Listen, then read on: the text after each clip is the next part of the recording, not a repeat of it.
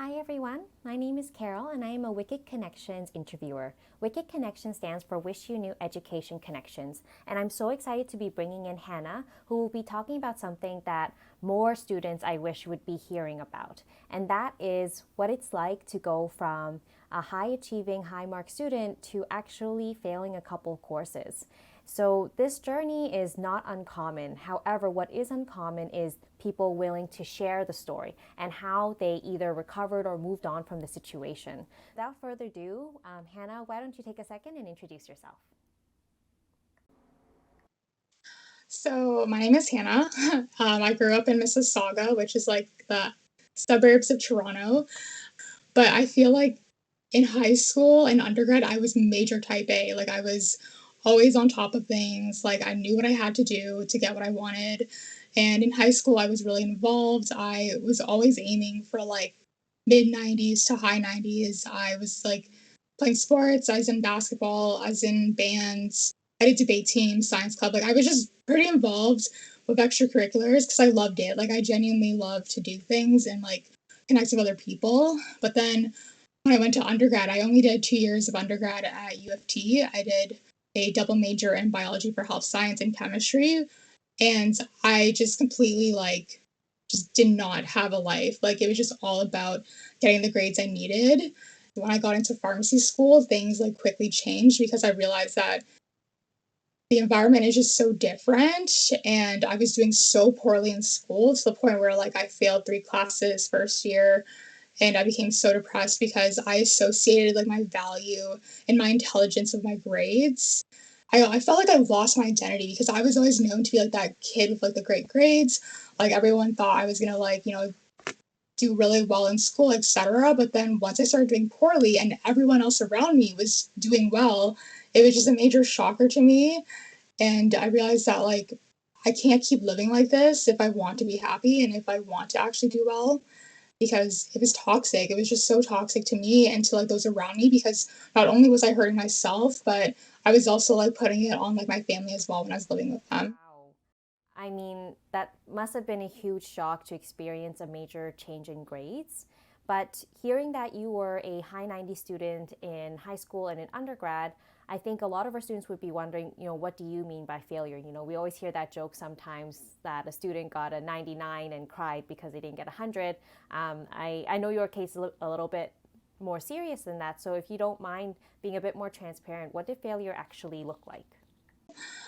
What happened was I failed 3 courses. Like I got like a 40% in one course. And by the way, the passing mark in UFT Pharmacy is a 60%. So to get a 40 was like I definitely like did very poorly in that course. And then I got like a 59 in another course and then I think a 56 in like the third course. So I was devastated. I was so like shocked that like I actually failed 3 courses. And I was really lucky because UFT only allows you to fail up to 4 courses. Once you like go past like failing 4 courses, you have to redo the year, unfortunately. But I was very fortunate to get the opportunity to just write like a supplemental exam.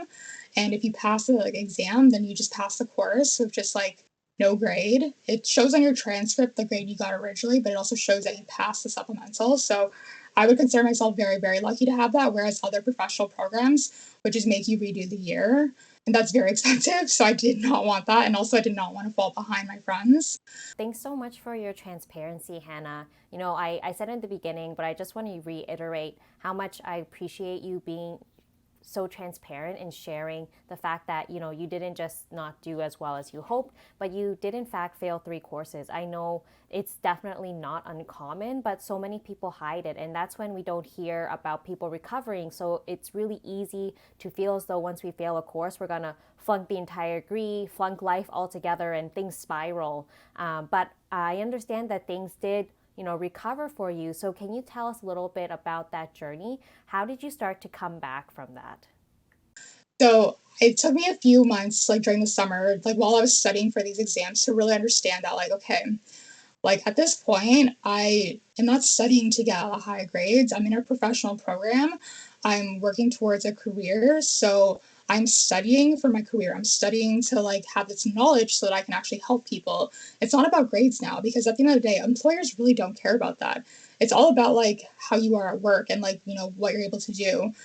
Like, it's very rare for any employer to ask you what your GPA is because it frankly does not matter. This is such important information that you just shared, Hannah. So, for those who didn't understand what professional program meant, a professional program is one that prepares you to, after completing a license or bar or whatnot, to become a specific profession. So, pharmacy school will lead you to become a pharmacist, law school will lead you to become a lawyer. Versus many undergrad programs, such as life science, they don't prepare you for a life science career. Oftentimes, the life science undergrad is used to get you into these professional schools. So at the undergrad level, marks are very, very important. It is a criteria to get into those professional schools. Whereas in many professional programs, I've heard the same thing, not just in pharmacy, that grades start to matter less. It's just about passing, and then at that point, other things such as networking. But to not get too far away from the topic, what I'm hearing from you, Hannah, is that you were able to kind of calm yourself down, chill out a little bit, if you will, by understanding the impact of the grade did not mean that you will flunk out of the entire program and fail to be a pharmacist, clearly. You're still in the program doing well now. So, can you tell us a little bit more about, on top of the mindset shift, what helped you continuously get better mentally? I became more chill in the sense that like I realized that grades are not everything and my mental health is definitely a lot more important. So I became more active. Like I started working out, I started bodybuilding, I was powerlifting for a bit, but I started bodybuilding and then on top of that I also started working more regularly. So I had like other things going on in my life. It wasn't just all about school. And I also like made some really great friends because like I even in undergrad, I like maybe had like a handful of friends, but I never saw them outside of school. But now, like, well, not now during COVID, but during like pharmacy school, I made some really incredible friends that I've been able to actually like give some time to and like connect with more.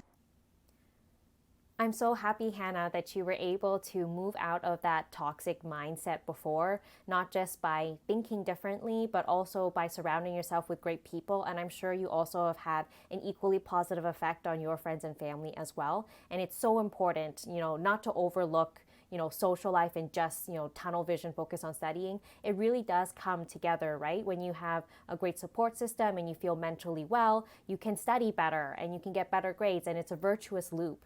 So, Hannah, going back to before at the beginning when you talked a lot about how when you're younger, you tied your self identity a lot with your grades, how is your mindset towards grades now? Like, how do you perceive grades?